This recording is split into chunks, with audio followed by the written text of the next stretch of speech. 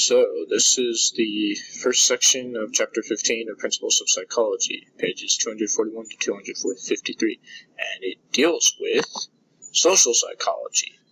The chapter begins with a little story about Reverend Jim Jones, who through a series of events that involved criminal activity, persuaded his congregation to commit revolutionary suicide, and this provided evidence that humans tend to do what other humans do. Humans evolved as social creatures because without the natural weapons that other animals had, humans had to stick together to survive. So, other predators had, claws and stuff, and, all we could do was just, band together and hope that the predators wouldn't come for the crowd. It's kind of like how zebras work. There's a human tendency to abide by rules set by culture and set by their culture or society in general, and social psychology is the study of how the real, implied, or imagined presence of other people affects our behavior, beliefs, and attitudes. Social perception. Social perception is the process of perceiving the behavior and inferring the motives of others. Though appearances can be deceiving, people still rely on appearances to predict the behavior of people. Apparently average equates to more attractive, so if somebody looks like an average person, then they're apparently going to be considered more attractive. Facial symmetry is the correspondence between the left and right side of the face, which also goes with being attractive. Evolutionary psychologists are psychologists who regard psychological traits as a result of evolution by natural selection. And similarity, absence of blemish, and youth, they are all factors of attractiveness, and impression management consists of things we do and say to try to present a favorable image to other people. Attributions. Attributions are judgments we make about why a person behaves in a particular way. Attribution theory is a set of ideas about how we explain our own behavior and the behavior of others. Situation is the environment surrounding a person. Disposition is the tendency to show a particular behavior no matter what the situation is. And fundamental attribution error is the tendency to explain other people's behavior based on their dispositions rather than the situation that they're found in. Actor-observer bias is the tendency to attribute our mistakes to the environment, but to attribute other people's mistakes to their dispositions. And self-serving bias is the tendency to attribute our own successes to our dispositions and our failures to our the word world got cut off, but that's supposed to mean, and our failures to our environment. We attribute our failures to the circumstances we find ourselves in. Cultural attribution and attitude. There were two different sections in this thing, but I chose to group them together. So the first thing about cultural attribution is the school of fish cultural disagreement.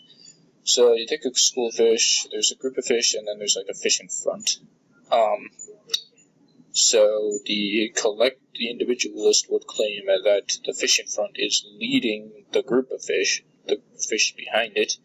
Meanwhile, the collectivist would claim that the group of fish behind the fish in front, the group of fish is chasing the individual fish in front, which shows the difference between individualism, which is the tendency to put your own goals and wishes ahead of the goals and wishes of the group, and collectivism, the tendency to put goals of the group ahead of your own.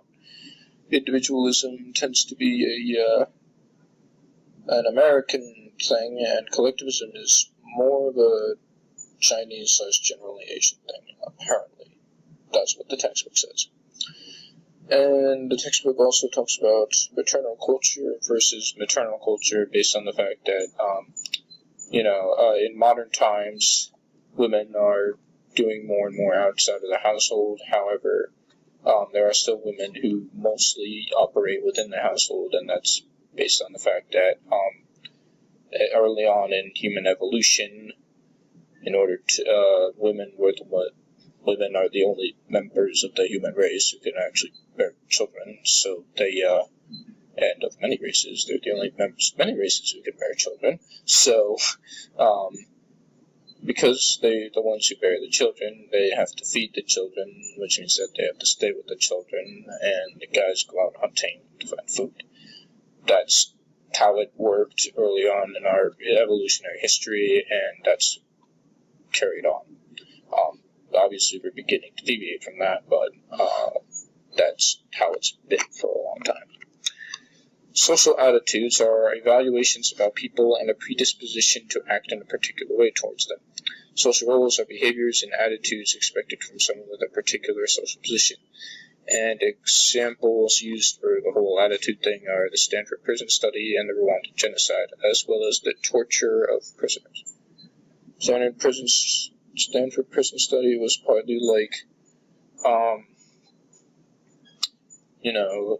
so you develop an attitude toward people who are prisoners because you think that they're a bad person or something, and you become afraid of them, etc., etc. And the Rwandan genocide was like, somebody had the attitude towards I believe they were the Tutsis, that they were unworthy of living, or that they were just in the way, so they needed to be gotten rid of, and so they got rid of them, which is very, very unfortunate.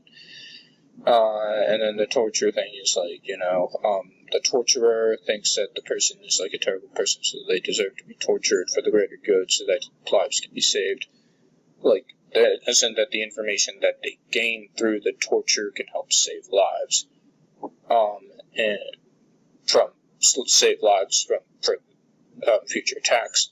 And meanwhile, the person who's being tortured has the attitude of hating the torturer, obviously, because the torturer is putting them through pain. So they would not be particularly happy with them for that. And then cognitive dissonance. Cognitive dissonance is the psychological discomfort of simultaneously holding two conflicting beliefs, especially about oneself. This is especially fun when it comes to politics, and you're just like, you look at the conservative side, and you just can look at the liberal side, and you find that you can agree with both, and you're just like, nabbit. But anyway, buyer's remorse is worry and doubt, sometimes felt after a purchase, and effort justification is the tendency to alter our evaluation of some object or process based on how much effort we made for it. The textbook goes into further detail on pretty much all this stuff, so check that out, and also possibly the other miniatures. Thank you for tuning in. I think I'm done. Yep, I'm done. Thank you for tuning in.